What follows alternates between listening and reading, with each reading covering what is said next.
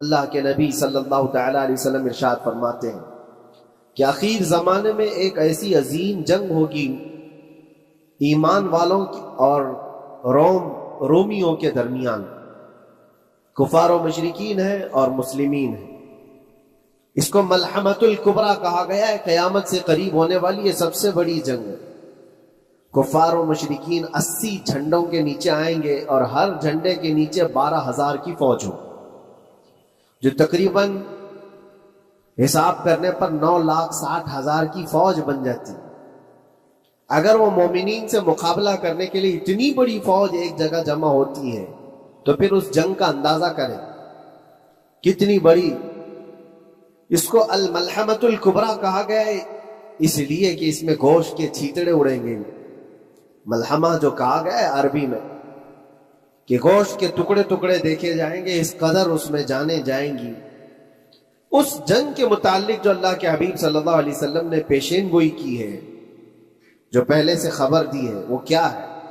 فرمایا کہ پہلا دن جب ہوگا مقابلہ کا تو اس میں مسلمانوں کی جماعت میں تعداد کتنی ہوگی یہ تو نہیں بتایا گیا، کفار و مشرکین کے تو پتہ ہے کہ 80 جھنڈوں کے نیچے آئیں گے، لیکن مسلمان اور مومنین جو لڑ رہے ہیں ان کی تعداد کا کوئی علم نہیں ہے ہمیں، لیکن یہ پتہ ہے کہ ان میں سے 1/3 ایک پوری جماعت کا 1/3 حصہ میدان چھوڑ کر بھاگ جائے۔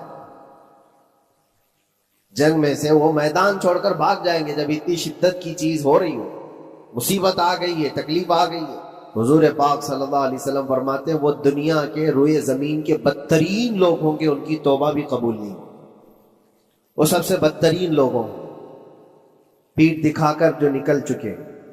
دوسرا دن ایسا ہوگا کہ مومنین کی جماعت کا 1/3 1/3 حصہ شہید ہو جائیں، قتل ہو جائیں گے۔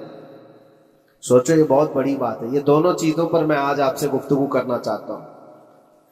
1/3 حصہ میدان چھوڑ کر بھاگ جا رہا ہے اور 1/3 حصہ قتل ہو گیا، شہید ہو گئے، اس میں 1/3 حصہ بچا ہے، یعنی ایک میں اگر 3 پارٹ کریں تو 2 پارٹ تو ختم ہو گئے، 1 پارٹ بچا ہے۔ اور اللہ کے نبی صلی اللہ علیہ وسلم فرماتے ہیں اللہ رب العزت اس آخری تہائی حصے کو فتح مبین عطا فرمائے۔ فتح تو ہے ان کی، فتح ہوگی ان کی، لیکن جو حصہ بچا ہوگا وہ آخر کا 1/3 حصہ ہوگا۔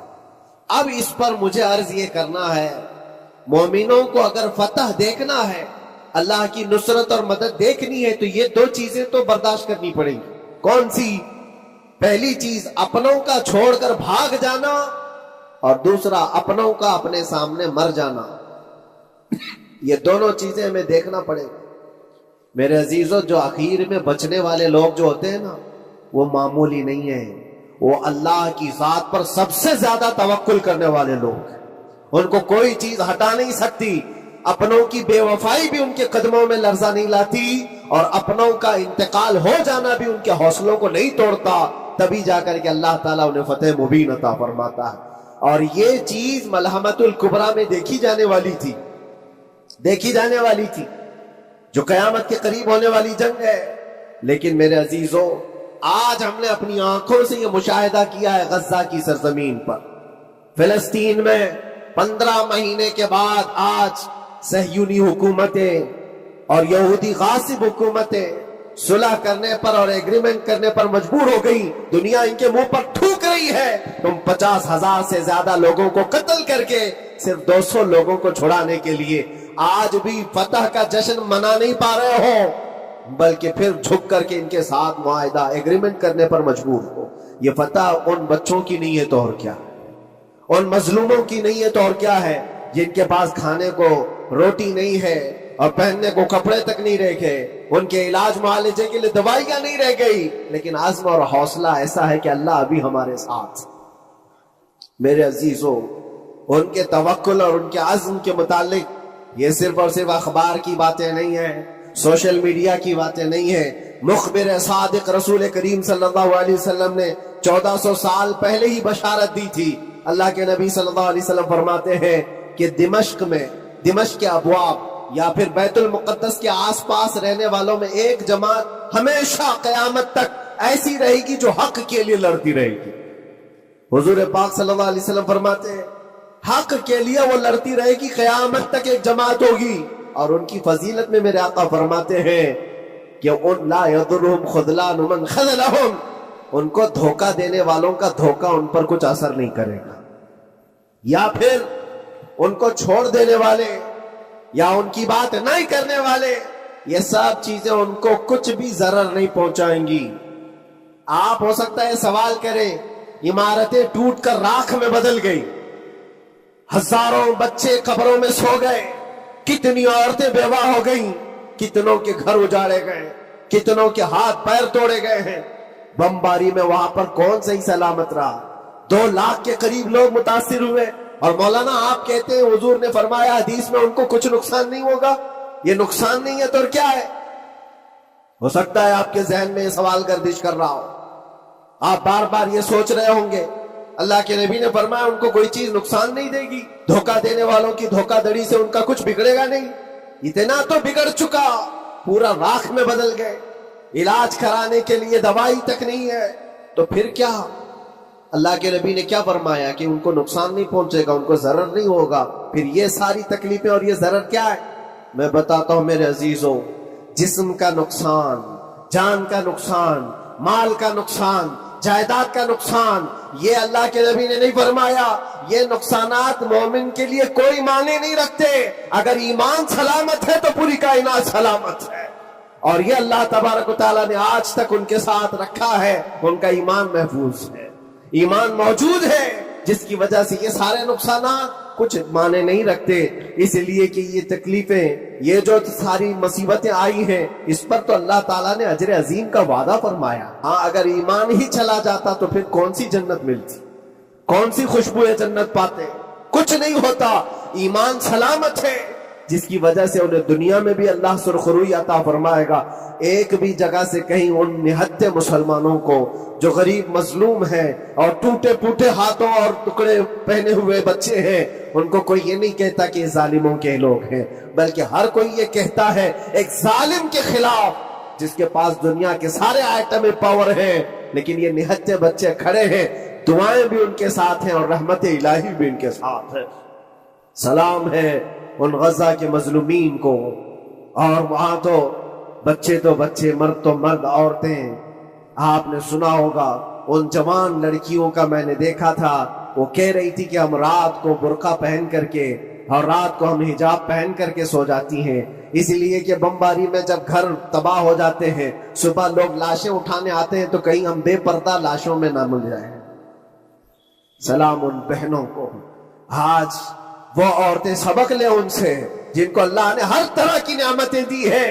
تمہارے گھر میں جائیداد بے پناہ ہے, مال و دولت بے پناہ ہے, کپڑے روز بدلنے کے لیے تمہارے پاس ہیں, سب رکھ کر کے تم عورتوں کو آج ہم بازاروں میں جو بے پردہ دیکھتے ہیں, یہ شادی محلات میں ہر جگہ جو عورتوں کی بے حیائی اور بے پردگی دیکھ کر پھر میں سوچتا ہوں سلام ان بہنوں کو جو موت کی رات بھی حجاب ہٹانا نہیں چاہتی, اس لیے کہ دنیا سے جائیں تو اللہ کی بارگاہ میں حجاب کے ساتھ جائیں.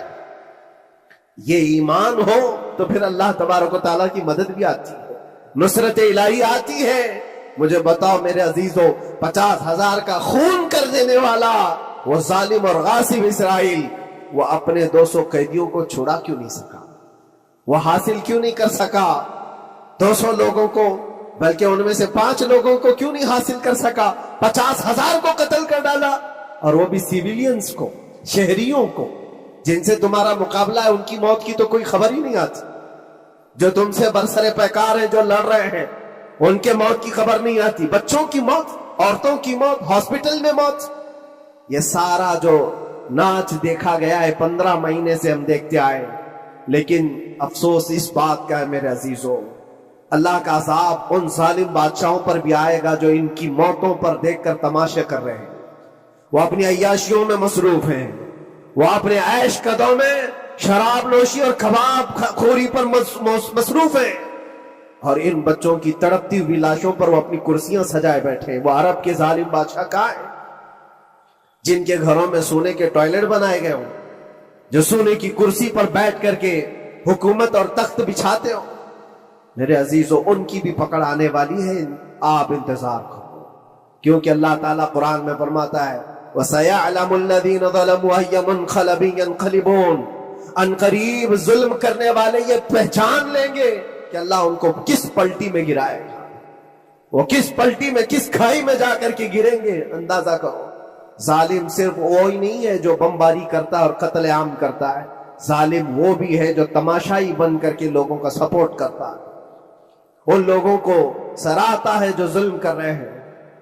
افسوس کا مقام ہے، وہ چیختے رہ گئے، چلاتے رہ گئے، اور پھر اخیر میں وہ بچوں نے پکار کر کے یہ بھی کہا ہمیں کسی جگہ سے مدد کی امید نہیں ہے، نہ ہمارے پڑوسی ملک سے، نہ کسی بہت بڑے مسلم بادشاہ سے، ہمیں امید ہے فتح کی اور مدد کی تو پروردگار عالم سے۔ میں نے دیکھا ہے میرے عزیزوں، یہ دنیا صرف اور صرف لالی پاپ پکڑا سکتی ہے تمہیں، ان کے ہاں مدد کی کوئی گنجائش نہیں ہے، یہ ہمارے ساتھ کھیلتے ہیں، ان کے دلوں کے اندر سے رحم غائب ہے، یہ بچوں کی تڑپتی ہوئی لاشوں کو دیکھ کر کوئی آواز تک نہیں اٹھاتا، جو آواز اٹھانے والا اس کو کیس کر کے بند کر ڈالیں گے۔ جو بھی اگر مظلوموں کے لیے آواز اٹھائے، ان کا پرچم لہرائے، تو کتنے تو یہاں پر FIR ہو گئے، بند کر دیے گئے۔ کیوں؟ مظلوموں کے لیے آواز اٹھانا کیا یہ ہمارا رائٹ نہیں ہے، ہمارا حق نہیں ہے؟ تم ظالموں کے لیے علل اعلان بات کر سکتے ہو، ہم مظلوموں کی بات بھی نہیں کر سکتے، کیسی بات ہے؟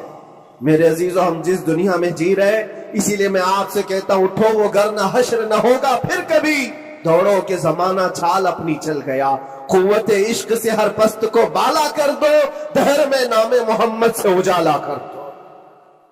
تمہارے پاس طاقت و قوت نام کی کوئی چیز ہے تو وہ ایمانی طاقت ہے، باقی کوئی چیز، کوئی طاقت و قوت تمہاری مدد نہیں کرے گی۔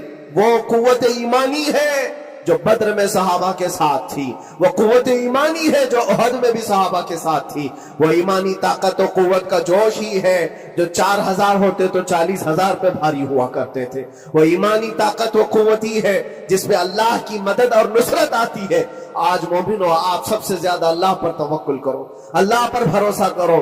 میں نے دیکھا ہے میرے اپنے معاملات میں، 8 مہینے تک میں اسٹرگل کرتا رہا، پل پل دیکھتا رہا، اور ایسی زمین پر مجھے لٹایا جاتا جہاں فرشی بھی نہیں ہے، پتھروں کی زمین پر لیٹ لیٹ کر کے ہماری کمر ٹوٹنے پر آتی۔ اس وقت لوگ یہ کہتے فلاں کی طرف سے مدد آ جائے گی، فلاں کی طرف سے مدد آ جائے گی، ہم نے یہ لائن بھی لگا دی ہے، یہ سورس بھی لگا دیا ہے، ہر طرف دیکھتا رہا، اخیر میں پھر یقین ہوا مدد کہیں سے نہیں، میرے پروردگار سے ہی آئے گی۔ اللہ ہی مدد کرتا ہے مومنوں کی، بس یہ ہے کہ صبر ضروری ہے اور تھوڑی مصیبت اٹھانا ضروری ہے، اس لیے کہ مزاج ہے اسلام کا، اسلام زندہ ہوتا ہے ہر کربلا کے بعد۔ اپنی قربانیاں دو اور قربانیاں ضائع نہیں ہوتی، رنگ لائیں گی، ہماری شہادتیں رنگ لائیں گی، ان بچوں کی شہادتیں رائے گاہ نہیں جائیں گی جو 40,000 کے قریب شہید ہو چکے ہیں، وہ رنگ لائے گی۔ فتح بیت المقدس کے لیے ان کی قربانیاں، ان کی شہادتیں ایک عظیم باب بن کر کے نکلیں گی، ایک عظیم دروازہ بن کر کے نکلیں گی۔ آپ انتظار کرنا، وہ دن قریب آ رہا ہے جس کے متعلق میرے مصطفیٰ نے بشارتیں دی ہیں۔ ایک وقت وہ آئے گا جب امام مہدی کا ظہور ہوگا اور صرف پرچم اسلام لہرائے گا، وہ دن آئے گا۔ قرآن کہتا ہے وَلَوْ كَرِهَ الْكَافِرُونَ وَلَوْ كَرِهَ الْمُشْرِكُونَ، اللہ قرآن میں فرماتا ہے يُرِيدُونَ لِيُطْفِئُوا نُورَ اللَّهِ بِأَفْوَاهِهِمْ، لوگ تو چاہتے ہیں اللہ کے چراغ کو اپنے منہ کے پھونکوں سے بجھا دیں، اللہ کے چراغ کو اپنے منہ کے پھونکوں سے بجھا دیں۔ اللہ کا چراغ اسلام ہے، اللہ کا چراغ یہ قرآن ہے، اللہ کا چراغ رسول پاک کی ذات ہے،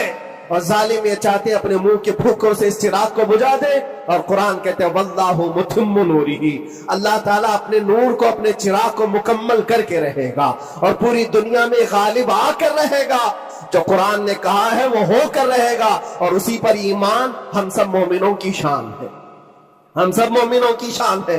بس آپ کے لیے ذمہ داری یہ ہے، آؤ ان برائیوں کی وادیوں سے جس میں پڑے ہوئے ہو، نوجوانوں سے میں گزارش کرتا ہوں تمہاری نمازوں کا حساب کر لو، تمہارے اپنے اعمال کا حساب کر لو۔ اللہ کی مدد کو پکارتے ہو تو یقیناً اپنے چہرے صاف تو کر لو، اپنے دلوں کو پاک تو کر لو، اپنے اعمال، اپنی پیشانیوں کو مسجدوں کے سجدوں سے سجا تو لو، پھر مانگنے میں تمہیں ایک مزہ بھی آئے، ایک لطف بھی آئے، رحمان کی بارگاہ میں ہاتھ اٹھائیں تو آپ کو لطف بھی آئے، اپنے لیے بھی اور مظلومین کے لیے بھی مانگنے میں مزہ تو آئے۔ لیکن جب آج ہاتھ اٹھاتے ہیں تو پھر یہ دل میں بات آتی ہے، فجر تو قضا کر کے سویا تھا، عشاء تو پڑھا نہیں تھا، اور میرے حالات یہ ہیں، حرام کھایا ہوا ہے، کسی کا مال غصب کیا ہوا ہے، ان تمام معاملات کو لے کر کس طرح سے ہاتھ اٹھاؤ گے اللہ کی بارگاہ میں؟